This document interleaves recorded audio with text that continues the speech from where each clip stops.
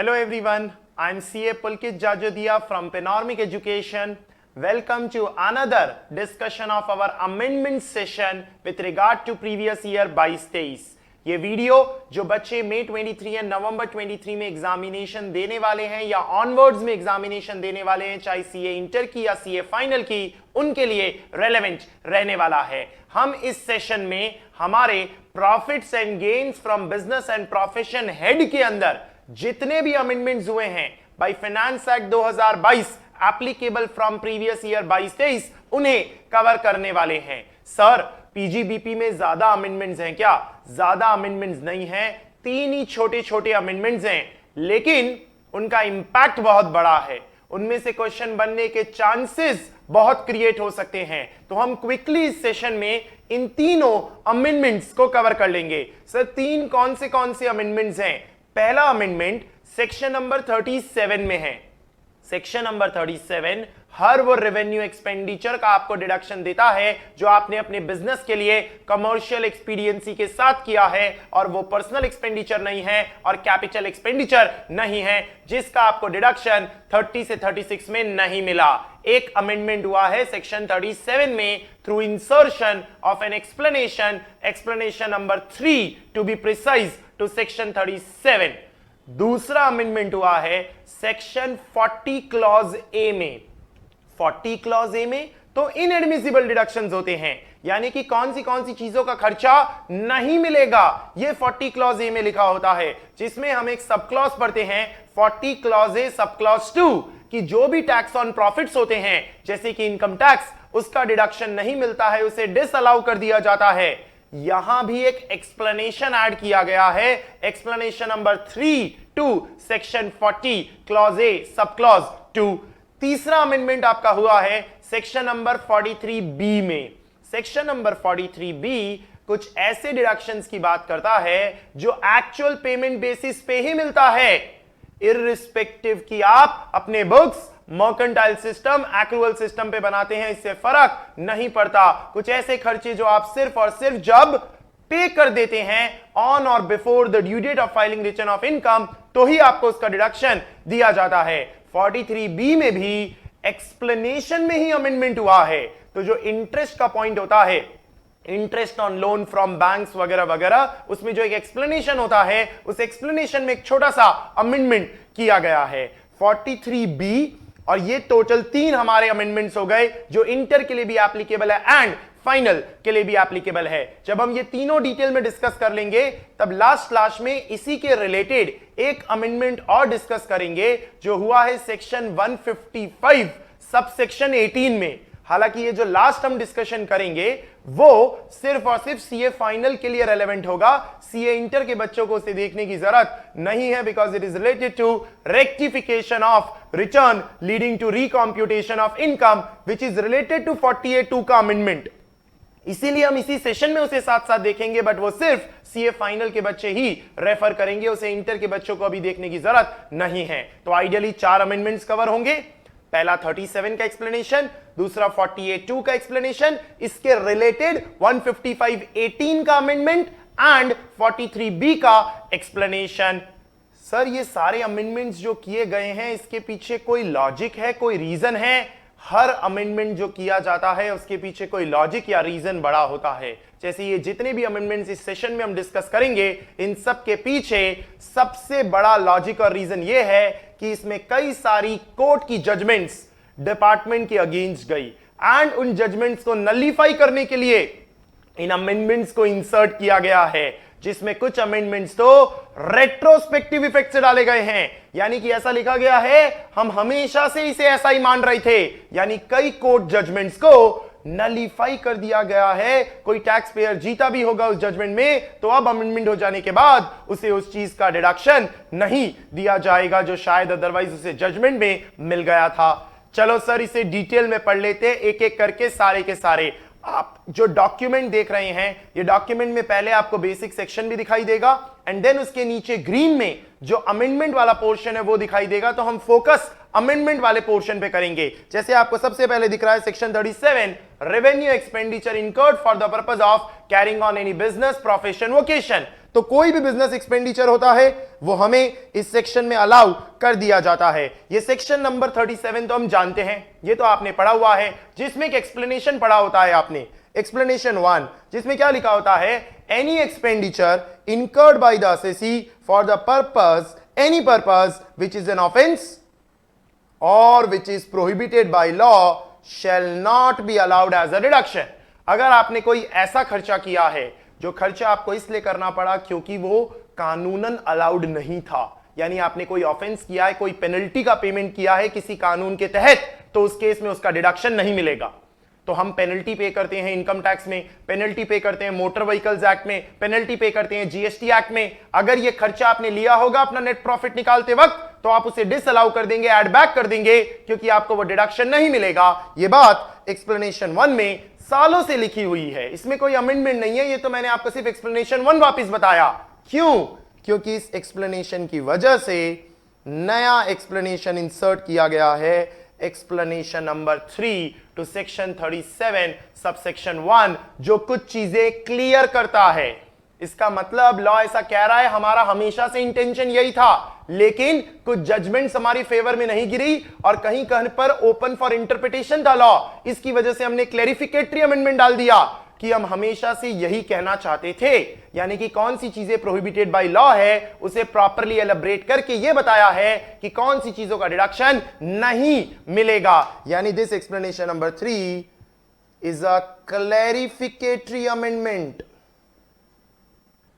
एक होता है कोई एकदम फ्रेश अमेंडमेंट हुआ है जिसने सब हिला डाला, और एक होता है कि भाई हमारा हमेशा से इंटेंशन ये था लेकिन अब तुम समझ नहीं पाए और कई कोर्ट्स भी समझ नहीं पाई, इसीलिए उनके जजमेंट्स को नलिफाई करने के लिए हमने ये लॉ डाला है।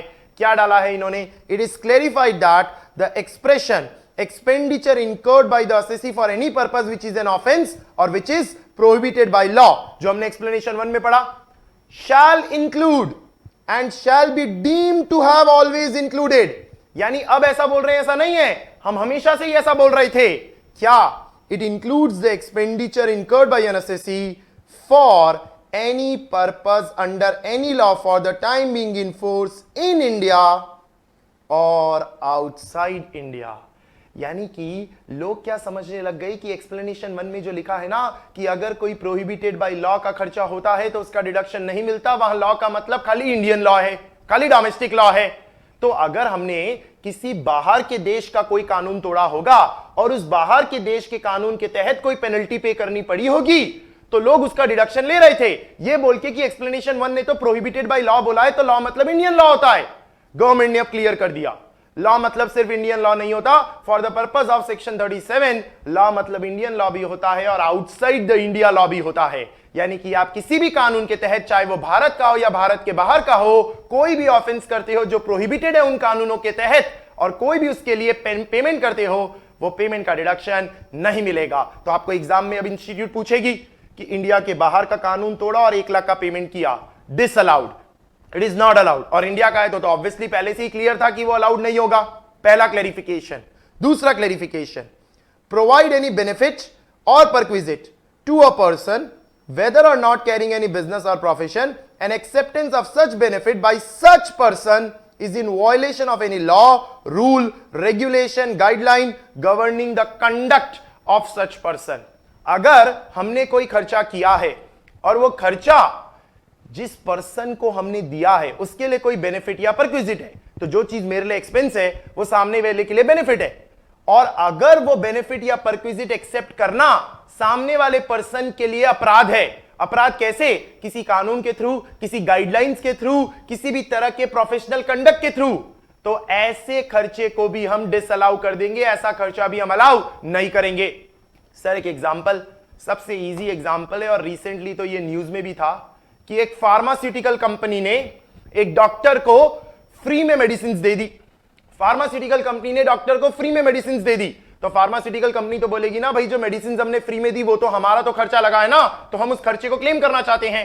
बट इस तरीके से जब कोई फार्मास्यूटिकल कंपनी किसी डॉक्टर को फ्री में मेडिसिन देती है तो वो डॉक्टर के कोड ऑफ कंडक्ट के तहत अलाउड नहीं होता है।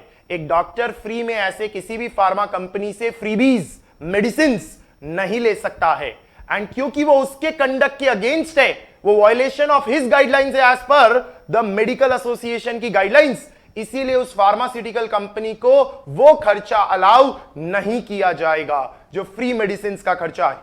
ये चीज आपको नीचे एग्जाम्पल के थ्रू क्लियर की हुई है।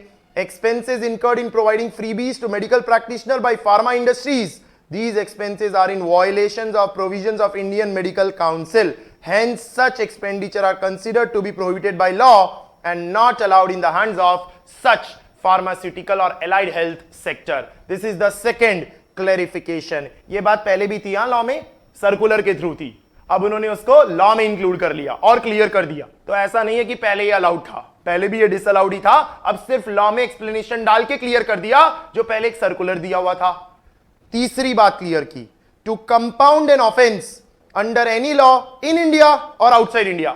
नाउ आपको पता होना चाहिए what do you mean by compounding. कई बार कानूनों में जब प्रोसिक्यूट किया जाता है आपको, यानी जेल में डालने की बात की जाती है, इंप्रिजन करने की बात की जाती है, तो जेल से बचने के लिए आप एक हैवी अमाउंट ऑफ फाइन अगर पे कर दोगे तो जेल में नहीं डालेंगे, आप उसके ल्यू में, प्रोसिक्यूशन के ल्यू में उस ऑफेंस को कंपाउंड कर सकते हो। तो कंपाउंडिंग का मतलब हो गया एक तरह से सम ऑफ मनी पे करना टू अवॉइड प्रोसिक्यूशन।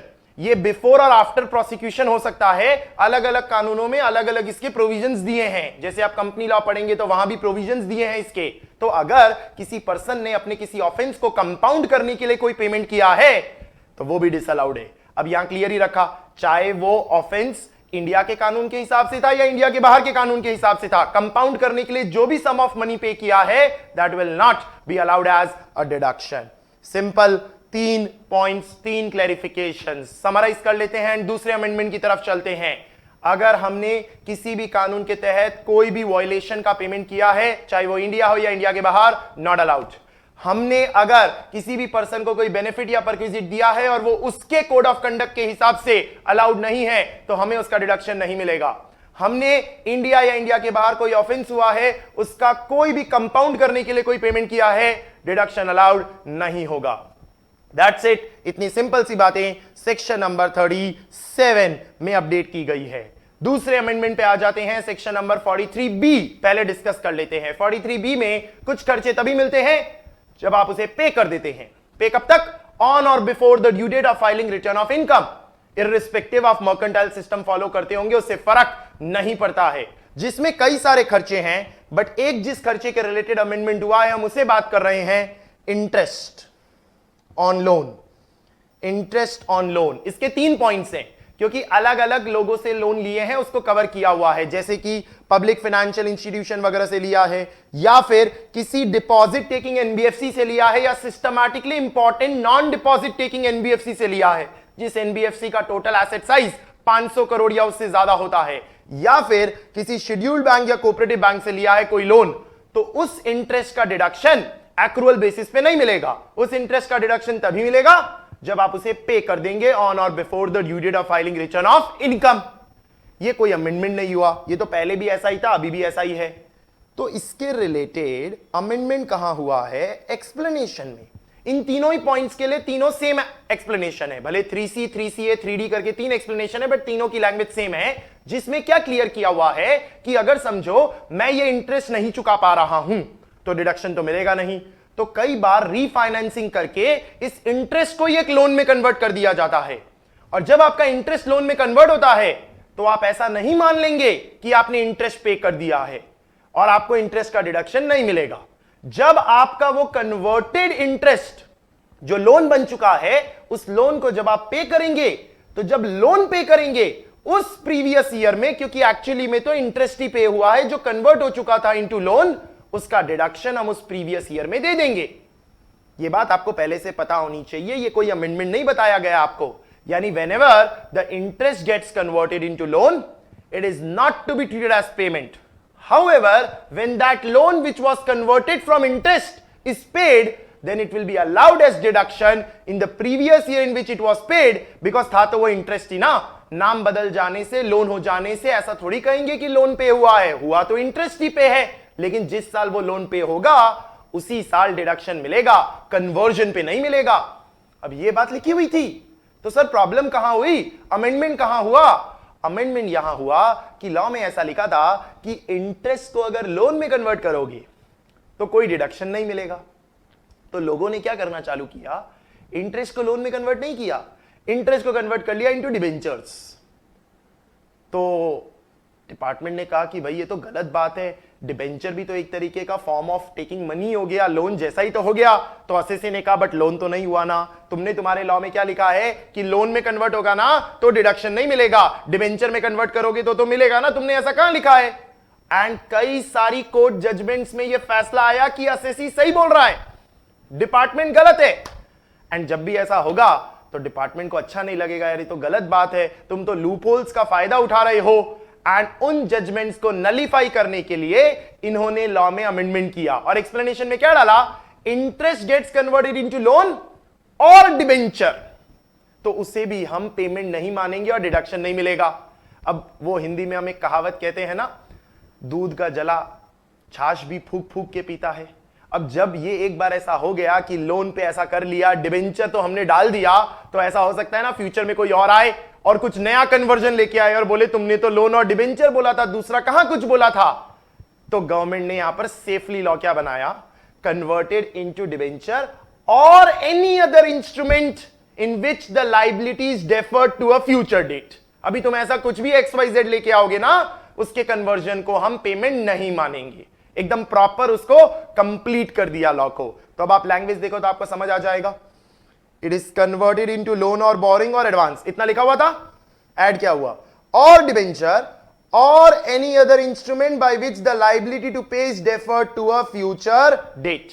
तो अब आप ऐसा कुछ भी करो, अपने इंटरेस्ट को कन्वर्ट करो लोन में, डिबेंचर में या कोई भी और तरह के इंस्ट्रूमेंट में जिसमें बाद में चुकाना है, उस किसी को भी हम पेड मानेंगे नहीं। पेड कब मानेंगे, जब सच में वो डिबेंचर आप चुकाओगे, जब सच में वो इंस्ट्रूमेंट आप चुकाओगे, तभी हम उसे पे मानने वाले हैं। So the interest so converted and not actually paid shall not be deemed as actual payment and it will not be allowed. So the clarificatory explanations only reiterate, वो खाली वापिस बता रहे हैं, the rationale that the conversion of interest into debenture, loan or whatever does not amount to actual payment. तो इस तरीके से वो तभी अलाउ किया जाएगा जब वो कन्वर्टेड इंटरेस्ट सच में क्या किया जाएगा, पे। नाम बदल गया तो अब जब सच में आप उसे पे करोगे तभी हम उसका डिडक्शन आपको देंगे। ये बच्चों दूसरा अमेंडमेंट हो गया हमारा 43B। इजी है, कुछ नया तो पढ़ना ही नहीं है, सेम क्वेश्चन ही सॉल्व होगा, सिर्फ अब डिबेंचर भी जुड़ गया और एनी अदर इंस्ट्रूमेंट भी जुड़ गया और कोई भी चेंज नहीं हुआ। लास्ट थर्ड अमेंडमेंट, सबसे छोटा और सबसे इजी अमेंडमेंट, ये भी बड़ा इंटरेस्टिंग है।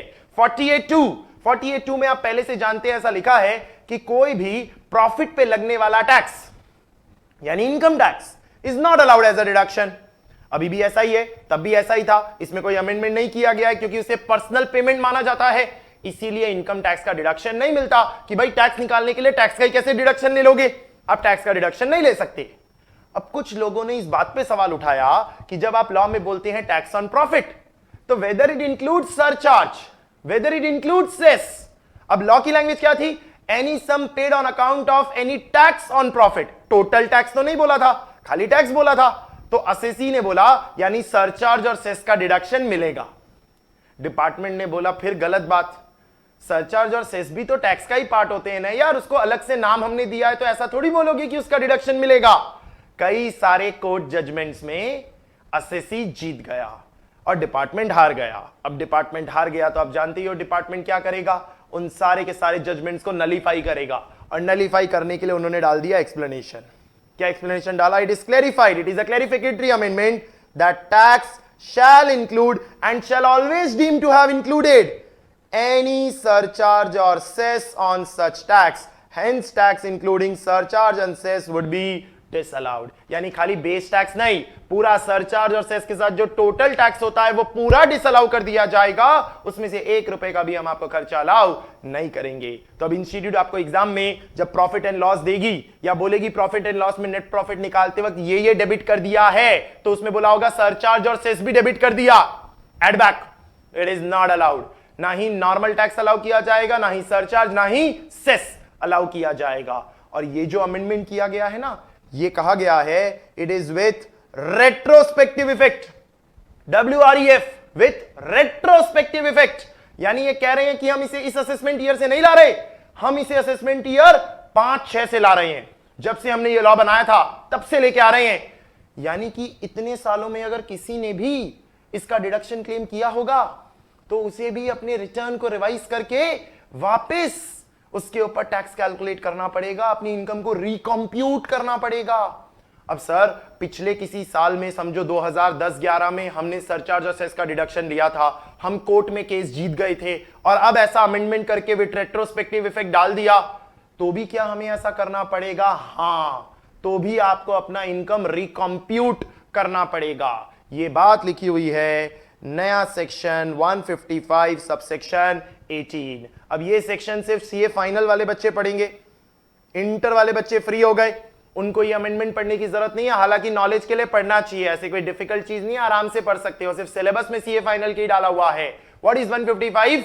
155 इज अबाउट रेक्टिफिकेशन। 155 में अलग अलग सिचुएशंस में कब रिटर्न रेक्टिफाई कर सकते हो ये दिया है, क्योंकि रिवाइज करने की डेट तो जा चुकी होगी। 2010-11 का रिटर्न है, उसको कैसे रिवाइज करोगे? उसको अब क्या कराना पड़ेगा? रेक्टिफिकेशन। और 155 में स्पेसिफिक केसेस दिए होते हैं रेक्टिफिकेशन के, जिसको 48(2) की वजह से डाला गया। क्या डाला गया? Where any deduction in respect of any surcharge or cess which is not allowable has been claimed and allowed in case of an assessee in any previous year, then such claim shall be deemed to be underreported for such previous year as per 270A subsection 3। देखो कैसी कैसी बातें लिखते हैं। 155(18) में क्या लिख दिया इन्होंने कि भाई देखो जिस भी साल तुमने ये खर्चा ले लिया, और लेना तो चाहिए नहीं था क्योंकि हमने क्लियर कर दिया रेट्रोस्पेक्टिव इफेक्ट से, तो तुम उस साल का जितना अमाउंट सरचार्ज और सेस का डिडक्शन ले चुके होगे ना, उसके ऊपर टैक्स, सरचार्ज और सेस तो भरोगे ही। उसके अलावा हम ऐसा मानेंगे जैसे कि उतनी अमाउंट से आपने अपनी इनकम अंडर रिपोर्ट की थी, और अंडर रिपोर्ट करते हो अगर इनकम, तो सेक्शन 270A में उस अंडर रिपोर्टेड इनकम पे, यूआरआई पे, अंडर रिपोर्टेड इनकम पे पेनल्टी लगाई जाती है। यानी ये लोग खाली टैक्स, इंटरेस्ट इतना ही नहीं वसूलेंगे, उसके ऊपर पेनल्टी भी वसूलेंगे, और 270A अट्रैक्ट कर लिया जाएगा। Notwithstanding anything contained in 270A6। 270A subsection 6 में नेगेटिव लिस्ट दी होती है कि किन चीजों को अंडर रिपोर्टेड नहीं माना जाएगा। इन्होंने क्या बोला? वहां कुछ भी लिखाओ, ये अंडर रिपोर्टेड ही है। 270A6 की हम नहीं सुनेंगे, 270A3 में इसे अंडर रिपोर्टेड माना जाएगा और तुम्हें झक मार के पेनल्टी भरनी पड़ेगी। And the assessing officer shall recompute the total income. Total income तो वापस रिकम्प्यूट हो गई for such previous year and make necessary amendment and provisions of 154 shall so far as apply. The period of 4 years specified in 154(7) shall be reckoned from the end of the previous year commencing on 1st day of April 2021। मतलब क्या करेंगे हम? जो previous year 21-22 है, previous year 21-22 के and पे आ जाएंगे, that is 31/3/22। वहां से 4 साल के अंदर अंदर, दैट इज 31/3/26, असेसिंग ऑफिसर को पावर दे रहे हैं। क्या पावर दे रहे हैं असेसिंग ऑफिसर को? कि पिछले जितने भी सालों में, चाहे वो 10 साल पहले हो, 15 साल पहले हो, सरचार्ज और सेस का डिडक्शन ले लिया था ना, उसको रिकम्प्यूट कर दो, सामने से रिकम्प्यूटेशन कर दो उसकी इनकम का, और सरचार्ज और सेस को डिसअलाउ कर दो और उसका रिकम्प्यूटेशन करो, इनकम का, टैक्स का, इंटरेस्ट का, सब कुछ, एंड पेनल्टी भी लगा दो उसके ऊपर। मतलब खूंखार हो जाएगा आपके साथ। लेकिन सरकार ने फिर क्या डाला है? Provided that in a case where the assessee makes an application to assessing officer within the prescribed time requesting for recomputation without claiming the deduction of surcharge and cess and pays the amount within the time given, such claim shall not be deemed to be underreported for 270A subsection 3। देखो आपको यहां एक solution दिया है इन्होंने, solution proviso के through दिया है। क्या बोला था आपको? कि अगर आपने किसी साल सरचार्ज और सेस का डिडक्शन ले लिया और नहीं लेना था, तो हम अपने आप चल के आएंगे और 4 सालों के अंदर अंदर फ्रॉम 31/3/22 दैट इज बाय 31/3/26 तक इसका रिकम्प्यूटेशन खुद ही कर देंगे, इनकम भी निकालेंगे, टैक्स भी निकालेंगे और पेनल्टी भी लगाएंगे, क्योंकि इसे अंडर रिपोर्टेड मानेंगे और 270A का कैलकुलेशन भी करेंगे। लेकिन हम आए उससे पहले तुम आ जाओ, क्योंकि हम आए तो अच्छा नहीं होगा।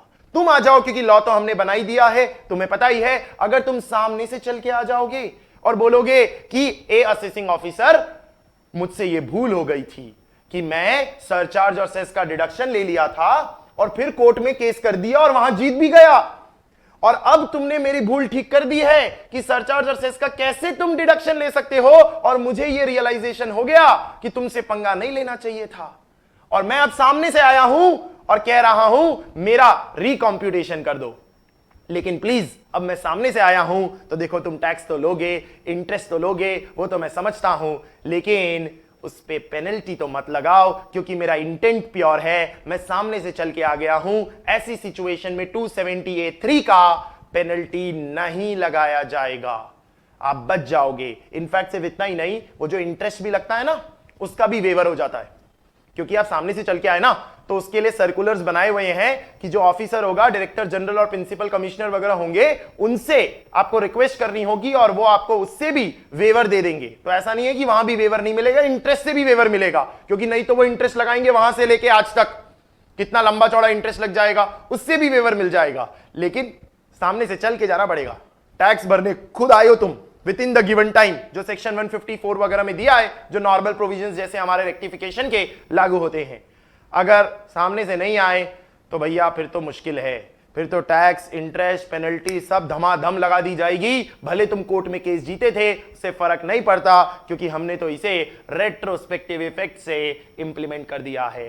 That is all about 155.18। अब 155.18 कहीं आपको एमसीक्यू में कुछ पूछ ले तो पूछ ले, बाकी अदरवाइज फुल क्वेश्चन बनाने के चांसेस तो कम है। बट जो बाकी 3 अमेंडमेंट्स हमने पढ़े, दैट इज 37, 43B एंड 48(2), ये हमारे लिए इंपॉर्टेंट होंगे। इस पे आराम से हमें मेन सवाल बनाए जाते हैं, क्योंकि इंटर हो या फाइनल, पीजीबीपी का ही तो क्वेश्चन कोर क्वेश्चन होता है, क्वेश्चन नंबर 1 का, जहां पर ये 3 अमेंडमेंट्स जो इस साल से हुए हैं, इस पे आपकी अच्छी ग्रिप होनी चाहिए। तो होपफुली आपको ये तीनों ही अमेंडमेंट्स एकदम प्रॉपरली समझ में आ गए होंगे, एंड आप इसे एकदम नोटिंग में रखेंगे कि अगर इसके रिलेटेड एग्जाम में सवाल आए तो आप उसे प्रॉपरली एग्जीक्यूट कर पाए। हम नेक्स्ट सेशन में फिर मिलेंगे with further amendments of different heads and different chapters. Till then, take care, have a nice day.